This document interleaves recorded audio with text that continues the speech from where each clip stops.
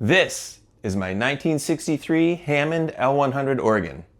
It's super cool, it's in great shape, it sounds amazing, I love it, but it has a problem. Stick around, we'll see what's wrong, and maybe we can fix it together.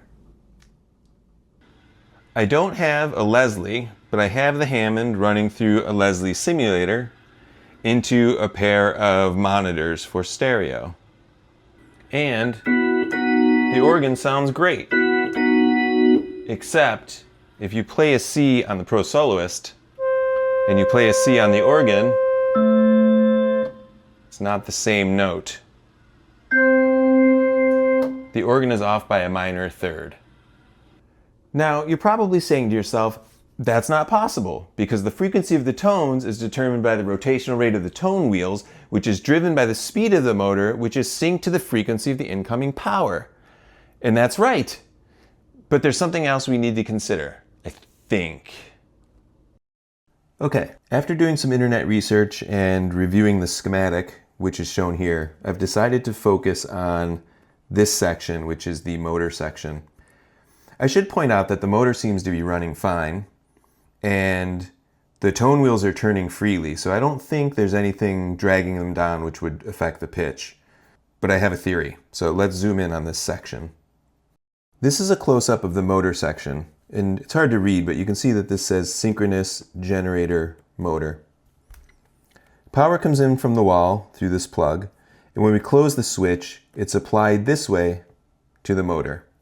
But power is also applied through this capacitor here. And what happens is this. Power from the wall comes in at 60 Hertz. But after it passes through this capacitor, it's actually shifted by 90 degrees. That's what the capacitor does. So ultimately, we have two poles of the motor being fed by the original phase, and we have two poles of the motor being fed by the shifted phase. I suspect that there's something wrong with this capacitor and that the shifted phase is not being applied correctly. So we're going to replace that part and see if that fixes the issue. Alrighty, I've got the organ moved away from the wall so that we can get access to the back of it. And if you take a look, this is the capacitor in question that I was pointing out on the schematic earlier. And back here you can see the run motor is hiding here behind it. This yellow wire, that's the power coming in. And then these two wires here, these are the two phases going out to the motor. There is a bracket holding this in place, but I can't get to the access screw, so we're just going to wiggle this guy out of here. And then we need to pop this top cover off.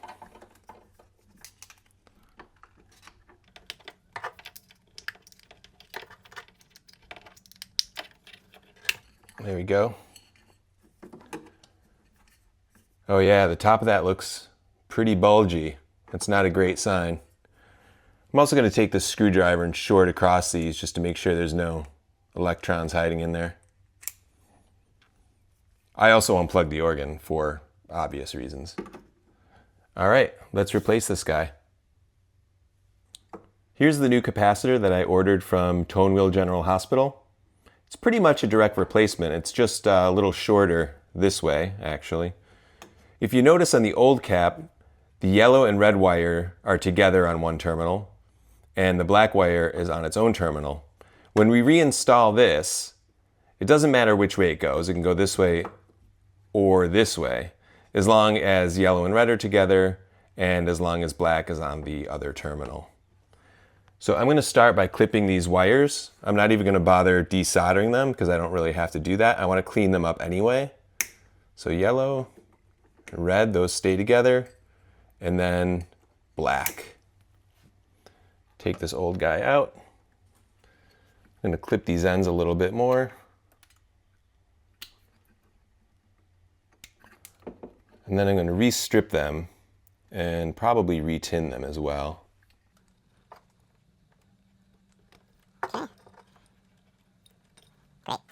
And now I need to get the soldering station set up so that I can solder it to the new cap. I've got these three wires stripped a little bit and I've twisted the ends, and now I'm just going to put a little solder on the end to tin them, which is going to make my life easier when it comes time to solder them to the terminals.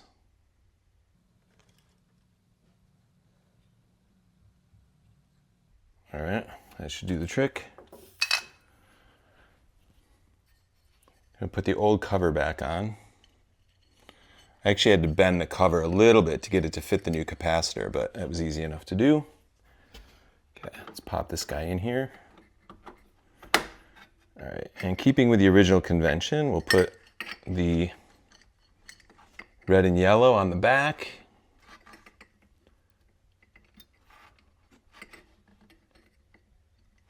There we go, let's do yellow here.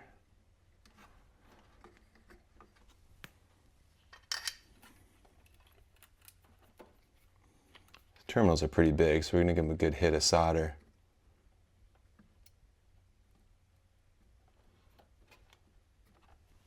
Lovely. Get the red one here. Actually, maybe we'll go through this one.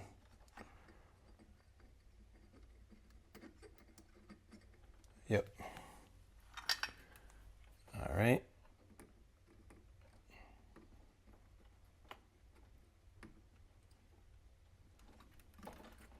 It's tough to get the iron in there to heat up that terminal. There we go. Oh, not quite. It's a little bit of heat. There we go. That looks good.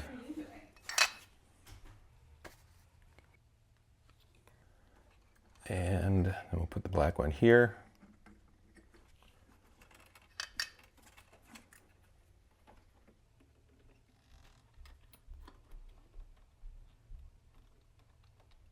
Oh, look at that, nice.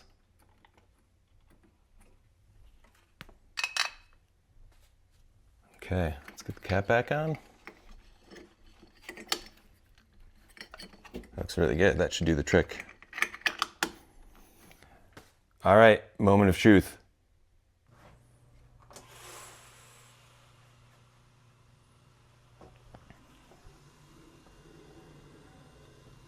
Okay, I don't see any sparks. I don't smell any smoke, that's a good sign. I don't have perfect pitch though. So let's compare a note on the piano to a note on the organ. And they are the same. Woohoo! Hooray for everything. Well, that about wraps it up for this fix, and I'm thankful to say that it was really pretty straightforward. I would say the most difficult part was probably just moving the organ away from the wall. Anyway, now that everything's working fine, I can finally get back to what I really want to do.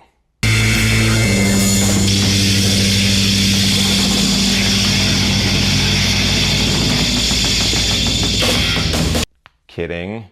But I will leave you with a sample of what the finished organ sounds like. Thanks for watching.